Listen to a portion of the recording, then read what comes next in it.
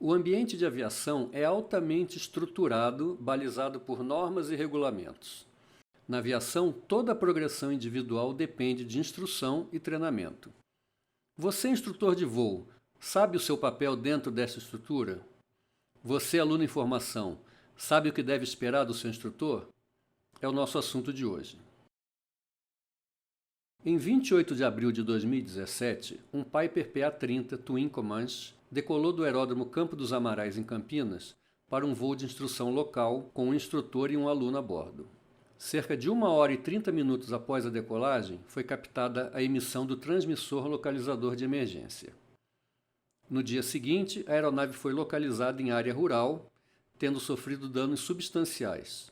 Os 2 tripulantes sofreram lesões fatais. A investigação efetuada pelo Centro de Investigação e Prevenção de Acidentes Aeronáuticos, o CENIPA, revelou o seguinte: a tripulação era composta por 2 pilotos. O aluno em treinamento, com 22 anos de idade, tinha 86 horas de voo totais e era seu primeiro voo no tipo de aeronave. O instrutor, de 28 anos de idade, possuía 673 horas de voo, sendo 105 horas no tipo. A aeronave, um Piper Twin Comanche Bravo, fabricada em 1966, estava com documentação e manutenção em dia. A aeronave não possuía e nem era requerido possuir gravadores de dados de voo ou de voz de cabine. A investigação dos destroços não detectou nenhum tipo de anomalia nos componentes mecânicos da aeronave. O voo era o primeiro treinamento do aluno em avião multimotor. Entre os exercícios previstos estavam STOLs com e sem potência. Devido à inexistência de gravadores de voo, não foi possível determinar exatamente o que aconteceu no voo. Porém, existe um registro em vídeo que mostra a aeronave em trajetória descendente, em atitude picada, compatível com uma condição de parafuso, até atingir o solo. Um dos aspectos que sempre acho importante comentar na investigação de um acidente que envolve fatores operacionais é a atitude dos tripulantes. Isso porque a atitude é uma predisposição para eventuais comportamentos, e ao percebermos melhor nossas atitudes, podemos trabalhar melhor a prevenção. Durante a investigação desse evento, no aspecto de fatores humanos, foi identificado que o instrutor de voo, ao longo da sua progressão como piloto e instrutor, adquiriu um excesso de autoconfiança, o que provocou um rebaixamento no seu nível de atenção aos aspectos doutrinários e de segurança operacional. Foi reportado que alguns alunos procuravam voar com esse instrutor por ele ter um padrão mais baixo de exigência e cobrança, se comparado com outros instrutores. Também foi identificado que, durante voos de instrução, o instrutor havia realizado manobras não autorizadas para o PA-30. Havia registros em vídeo dessas manobras, para exibir como prova de sua proficiência, o que lhe rendeu no grupo de trabalho a fama de o cara e o rei do stall. A comissão de investigação teve acesso a um desses vídeos durante uma manobra de stall com PA-30, com a aeronave em atitude de mais de 60 graus quebrado, que vamos mostrar mais à frente. Estes comportamentos do instrutor, por si só, já eram preocupantes no que concerne à segurança operacional. Mas esses comportamentos individuais não aconteceram no vácuo. Aconteceram no ambiente de uma escola de formação de pilotos com uma estrutura de gerenciamento. E a forma como a escola reagiu ou deixou de reagir às violações do piloto pode ter criado um ambiente para que chegasse a esse acidente aéreo. Segundo o relatório do CENIPA, havia uma certa informalidade no processo de formação e de avaliação dos instrutores de voo, que era realizado com base na percepção dos instrutores mais experientes e do coordenador de curso. Também havia informalidade na transmissão de orientações específicas sobre a realização dos exercícios de voo. Havia no aeroclube uma tentativa de padronizar a instrução por meio de reuniões, porém a adesão das pessoas se mostrava baixa. Não havia registro dessas reuniões e não se observaram mecanismos efetivos de treinamento e de supervisão dos instrutores. A investigação também identificou que alunos menos padronizados, ao se depararem com cobranças por parte de instrutores mais exigentes, procuravam agendar suas instruções com o instrutor do acidente, pois ele era visto como um instrutor com padrão de cobrança inferior ao dos demais instrutores, no tocante a aspectos doutrinários de voo. A investigação também revelou que o instrutor tinha uma propensão a violações de regras. Também foi levantado que supervisores da atividade haviam tomado ciência de possíveis violação de segurança por parte do instrutor. Um aspecto que me chamou a atenção no relatório final do acidente foi a descrição da manobra de stall no manual de treinamento do Aeroclube, e me causou estranheza que a investigação não tivesse ido mais a fundo nesse aspecto da manobra. Então, particularmente, procurei ampliar minha pesquisa um pouco além do que constava no relatório final do acidente. O manual do Aeroclube dizia que a manobra de stall deveria ser realizada em altura mínima de 2.500 pés acima do nível do solo. Mais à frente, descrevia a técnica a ser utilizada na manobra, desacelerando a aeronave e aumentando o ângulo de ataque até atingir o ângulo crítico e a aeronave estolar. E o manual continuava com a seguinte orientação: ao estolar a aeronave, colar o manche todo cabrado e logo em seguida recuperar o voo nivelado e ajustar suavemente a potência. Essa descrição me pareceu um pouco estranha, então procurei o manual do fabricante do PA-30. A seção 3 do manual da Piper para o Twin Comanche, na seção de stall, coloca em destaque, sob um aviso de warning, o seguinte: não realize stalls com potência a menos que a manobra se inicie pelo menos a 5.000 pés de altura do terreno. Pois é, esse valor de 5.000 pés de altura é o dobro do que previa o manual de treinamento do Aeroclube. Mais à frente, outra observação que me pareceu importante para a segurança do treinamento. Como em qualquer avião multimotor, a recuperação do stall no Twin Comanche deve ser iniciada na primeira indicação de buffet pré-stall, luz de alarme ou buzina. Não se deve permitir que se desenvolva um stall completo. Então, o manual do proprietário, emitido pelo fabricante, determinava a interrupção da manobra no pré-stall, mas o manual de treinamento do Aeroclube definia que se fosse até o stall completo, e ainda que se trouxesse o manche no batente a cabrar quando isso acontecesse. Será que aquelas informações do manual do fabricante poderiam ter feito diferença no desfecho do evento? De onde vieram as informações do manual do Aeroclube? Todos esses aspectos do comportamento individual do instrutor de voo em particular e do gerenciamento da formação de instrutores em geral pode ser indício de uma complacência organizacional em vários níveis. Pela falta de padronização na instrução de voo, pela adoção de técnicas de voo que contrariavam orientações do fabricante, complacência entre supervisores, com um instrutor de voo que, ao invés de ser um exemplo de comportamento, tinha um histórico de violações operacionais e as executava durante voos de instrução, servindo de mau exemplo para os alunos do Aeroclube, complacência pela falta de uma resposta formal da organização ao comportamento de violação de procedimentos, complacência também entre alunos que conheciam o baixo nível de exigência do instrutor e mesmo assim o procuravam para a realização da instrução. Me pergunto, por que eu, um piloto em formação, iria escolher um instrutor de voo que tem baixos padrões profissionais? É esse o modelo de referência que quero para a minha vida de aviador? Todas essas circunstâncias me lembraram muito um acidente ocorrido na Força Aérea dos Estados Unidos em 1994, envolvendo um bombardeiro B-52. Era um caso de um instrutor de voo que violava constantemente as limitações operacionais, mas cujos superiores não reagiram adequadamente. Um dia, sua manobra terminou em tragédia, matando todos os ocupantes do B-52 que ele pilotava.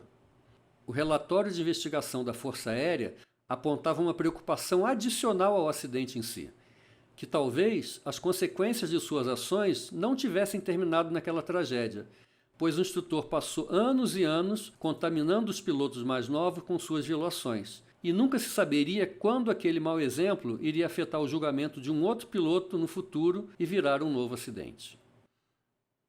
Voltemos ao aspecto comportamental do instrutor de voo. E aqui estamos extrapolando o relatório final do acidente para usarmos este evento como ferramenta de aprendizagem.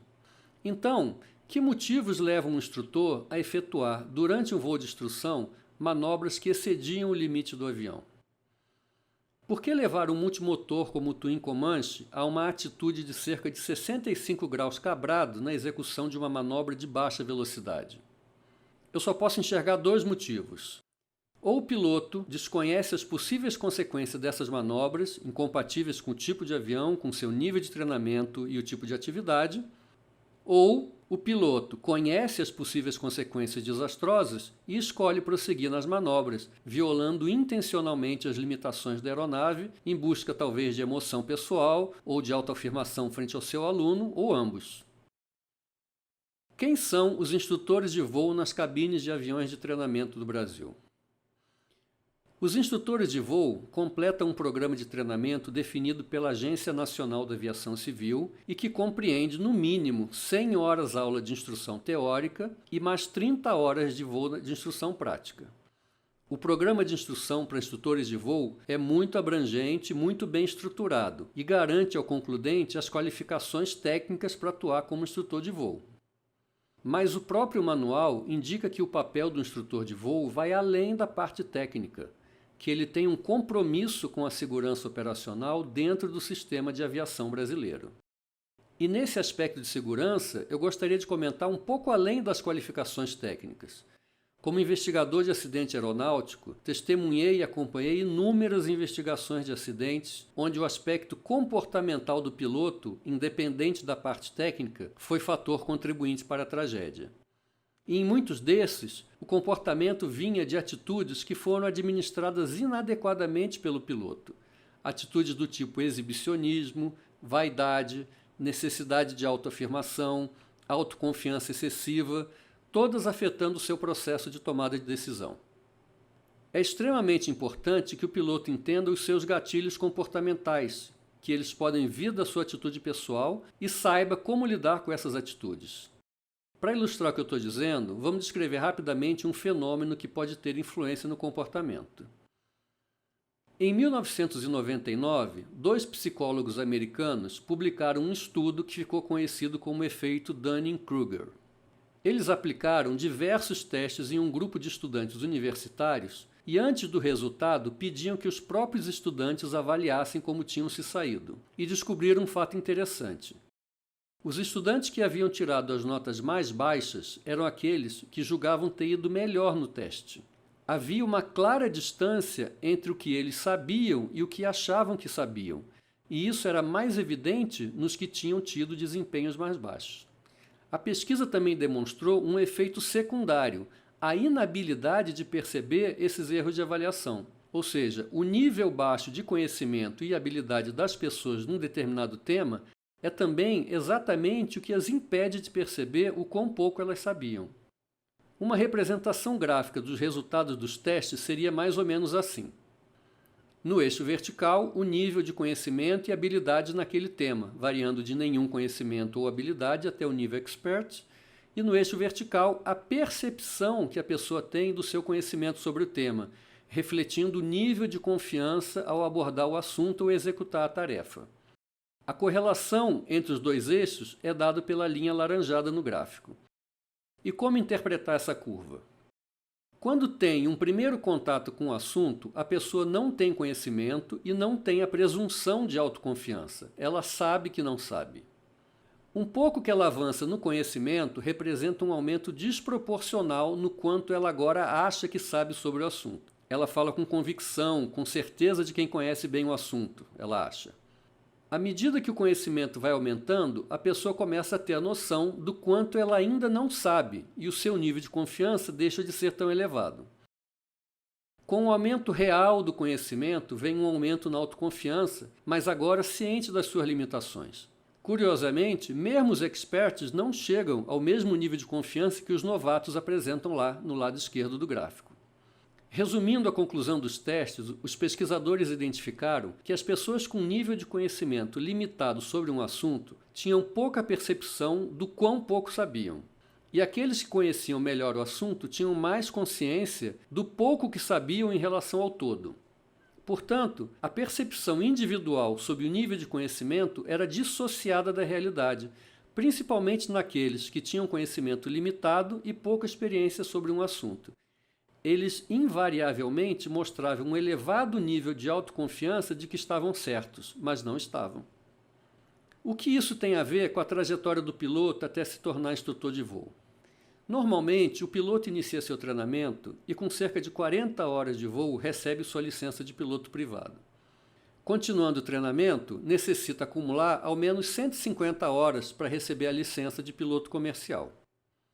Muitos querem seguir carreira na aviação profissionalmente, mas normalmente as empresas aéreas não contratam pilotos com 150 horas de voo. Então, uma das alternativas é fazer um curso de instrutor e, pouco depois de atingir as 180 horas de voo, receber sua habilitação de instrutor e passar a voar dando instrução enquanto acumula experiência até ser admitido por uma empresa aérea. Algumas vezes, os pilotos podem optar por esse caminho até mesmo sem ter a vocação para dar instrução. Mas o que esse momento da qualificação de instrutor representa na trajetória de um piloto que atue profissionalmente ao longo de toda uma vida? O fato é que esse piloto instrutor ainda se encontra em um estágio inicial dentro de uma longa vida profissional como aviador. Apesar de estar em um estágio inicial, eventualmente ele pode, em alguns casos, se enxergar como um piloto que já atingiu um alto nível de proficiência na aviação, só que isso de fato ainda não aconteceu. Ao acreditar nessa falsa ideia, pode reforçar excessivamente sua autoconfiança e eventualmente ser mais propenso a exceder alguns limites. Nessa fase inicial, o piloto acredita que tem todos os conhecimentos que precisa para exercer sua atividade como piloto. Eu não duvido que ele tenha tido um ótimo treinamento técnico. Eu questiono outras áreas menos tangíveis, como o processo de tomada de decisão e autoconhecimento sobre circunstâncias que podem afetar o seu julgamento. É lógico que um excesso de autoconfiança incompatível com suas habilidades pode acontecer com qualquer piloto em qualquer fase da sua carreira e com qualquer idade. Eu só quero pontuar a necessidade de estarmos atentos para esse período, essa fase em que ainda temos pouca experiência, mas somos investidos de grande autoridade e responsabilidade, a instrução de voo. Por que digo responsabilidade? É fato que os alunos tendem a olhar o instrutor de voo como um modelo a ser seguido. Por isso mesmo, o instrutor deve projetar uma imagem de profissionalismo, de correção nas suas atitudes. Tudo que o instrutor faz, o aluno observa e analisa. Tudo, tanto para o lado positivo como para o lado negativo. Quando o instrutor de voo fala e ensina sobre segurança operacional, não vai significar nada se ele não demonstrar isso com um comportamento correto e consistente. O instrutor de voo é um multiplicador de conhecimento, mas também de doutrina, de cultura operacional. Se ele deixa brechas na instrução, isso pode significar vulnerabilidades em vários profissionais com que ele teve contato. O que o aluno aprendeu na formação básica com seu instrutor de voo, ele vai levar para o resto da sua vida profissional, tanto os exemplos bons quanto os ruins. Se o instrutor só tiver dado exemplos bons, maior a chance de o aluno fazer melhores escolhas. Se o instrutor der maus exemplos, seu aluno nunca terá um referencial do que é o caminho do profissionalismo e da segurança. Eu comecei na aviação em 82 e até hoje me lembro do meu primeiro instrutor falando: o nome dessa fase da aproximação para pouso é reta final. Não é curva final, não é diagonal final, não é zigue-zague final, é reta. Pois então, quase 40 anos se passaram e em toda aproximação eu lembro das palavras dele. Estes e muitos outros ensinamentos ainda estão presentes, como se tivessem ocorrido ontem. Ao longo do tempo, tudo que o instrutor ensinou, não somente na parte técnica, mas também na parte comportamental, vai influenciar o aluno ao longo da sua vida profissional. E lá na frente, já em função de comando de uma aeronave, isso pode fazer a diferença entre um caminho que privilegia a segurança operacional ou um outro que aumente desnecessariamente o risco. Os efeitos de um mau treinamento ou de um mau exemplo podem perdurar por décadas e os resultados positivos ou negativos serem colhidos muito tempo depois de terem sido semeados. Veja então a sua responsabilidade como instrutor de voo.